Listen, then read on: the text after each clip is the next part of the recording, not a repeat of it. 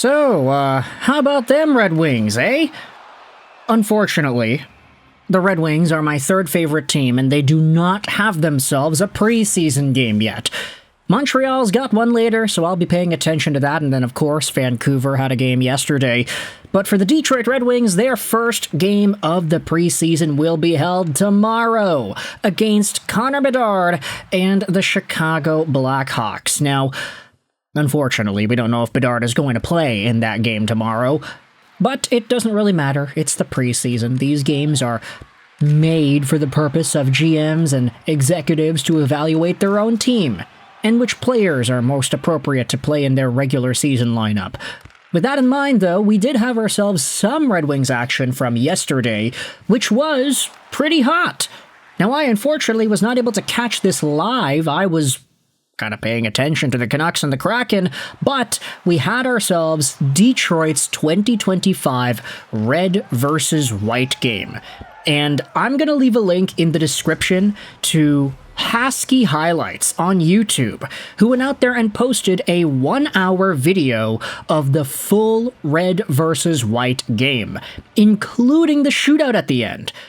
And, I'm not going to use any footage here. That's never really been my style. I always try to avoid copyright the best I can, and that includes not using stuff that I didn't create myself, either on my NHL 25 or 26 video game or on my computer screen getting screen recorded. So you can go out there and click the link in the description if the video is still up. I'm not sure if it's going to be, but I'm assuming it'll be.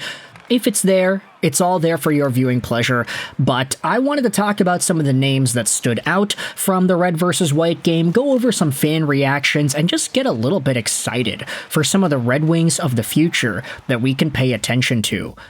Because at the end of this red versus white game, you had yourselves a final decision of 3-2, white. And unfortunately, they didn't play a third period. They just played 2, which is fine, of course. They're not going to go out there and do everything in the same way that a regular NHL game would be played. But 2 periods and a shootout, lots to like here out of the Detroit Red Wings and the goal scorers that we had seen.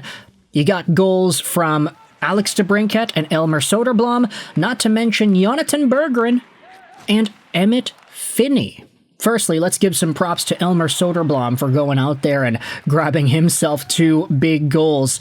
I mean, I'm not going to go out there and say that the results from the red versus white game are going to determine who makes the regular team and who doesn't.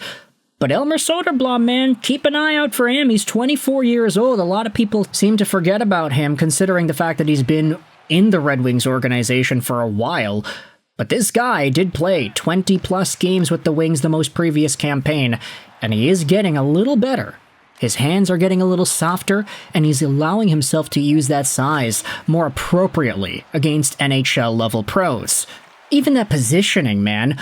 The second Soderblom goal of the night, he was poached up there on the back door, just waiting, lurking, hanging out in front before receiving the pass from Amadeus Lombardi to bury it in the back of the net. Speaking about that Amadeus Lombardi, he was really good too. We were super impressed with Amadeus Lombardi during some of the other practice footage that we had seen out of Red Wings camp, as well as the prospect game against the Dallas Stars. Amadeus Lombardi's pretty good. And I think a lot of us, myself included, kind of underrated what this guy was capable of doing. I mean, he was almost a point per game with Grand Rapids last season, and he's only 22 years old. Lombardi has really nice IQ. He just finds the right spots, the way he handles the puck.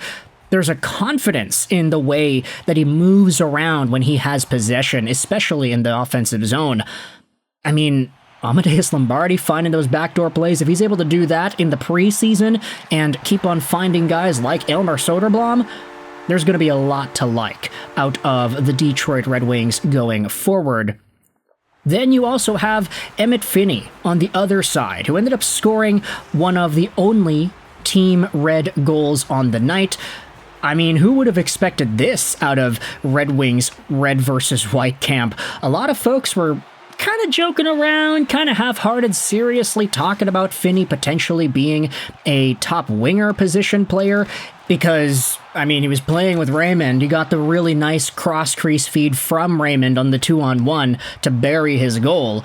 Finnie was playing in the WHL as recently as this previous season, and now he's already making strides in Red Wings camp, and he's probably going to be an underrated underdog in potentially challenging for a spot, depending on how his preseason goes. I mean, I'd say him, Lombardi, these guys have definitely put themselves higher up on the map in regards to the Red Wings prospect readiness chart. Not necessarily saying like ceiling and all that, because you can say that, oh yeah, Nate Danielson, Kasper, Brandstad Newgard, these guys are all top first-round prospects. They're all supposed to have higher ceilings. But Lombardi and Finnie, they might be putting themselves in positions to earn spots, or at the very least earn a 9-game sample, depending on how their preseason goes. Because as long as their preseason continues a lot of the momentum they've had so far in the prospect showcase and then in the red versus white game, I think there's a lot to be excited for. Emmitt Finnie especially, he's smart, he's a big dude, and in terms of the IQ and the mobility, it's all there. There were some comments made by Finnie after the game that he worked on his skating, which definitely seems like something he did. I mean, the guy was just kind of flying out there. He's playing on the Larkin line, he's with Raymond, and now he's going out there scoring goals? Yeah, it's a red versus white game, it's just a scrimmage, but still, there's momentum here, and as long as he builds on that, as long as Amadeus Lombardi builds on that, there's going to be a lot to be excited for. Now, I've seen some people expressing concern, and this is just an extra side note here, an extra piece of conversation. Some people have been voicing concern on Nate Danielson, top-round pick by the Detroit Red Wings in 2023, mostly because all of this ranting and raving that we've been doing about guys like Lombardi and Finnie, we haven't necessarily been doing that about Danielson. And you can say that Danielson had some good moments, he has skill, he has really good puck-handling ability. This is a guy who has a lot of confidence and he plays like it, but there hasn't necessarily been that upper level attained yet. Even in the most recent Grand Rapids season, Amadeus Lombardi outscored Danielson by like 30 games or something like that. There is some concern I'm starting to see as to whether or not Nate Danielson is going down the right path. And I do think that you have to start thinking about these guys a little differently because of their roles. Yes, it's true that all three of the guys that we've been talking about today, Amadeus Lombardi, Finnie, and Nate Danielson, they did produce a lot in junior hockey in the CHL, but Nate Danielson didn't really do too much of that until his final year of eligibility, especially after he got traded to the Portland Winterhawks and then went on that playoff run. But we were always kind of aware that Nate Danielson wasn't supposed to be touted as a number one point-scoring type of guy. There was always going to be point production, yes, but he was a lot more of a tactical, two-way, defensively responsible dude, too. And I still had my reservations about the Red Wings taking him 9th overall. It wasn't an expected pick at all. Nate Danielson was ranked to go in the 20s by some folks, but he went 9th to Detroit.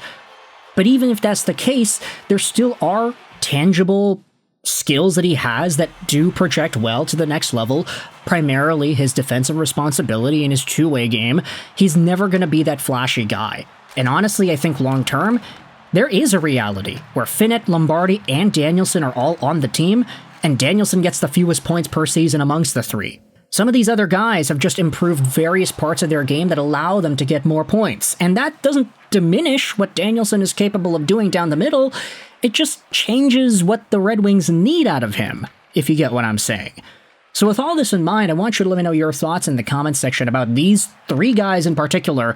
How do you feel about the Red Wings red versus white scrimmage and shootout? What are your thoughts on Amadeus Lombardi, Emmitt Finnie? Thoughts on Nate Danielson and whether or not you're worried about him here? Lots to like out of various Red Wings folks. If you enjoyed this video, please leave a like. If you didn't, then please leave a dislike as well. That helps us out too. Comments are greatly appreciated for the algorithm. I hope you enjoyed this video.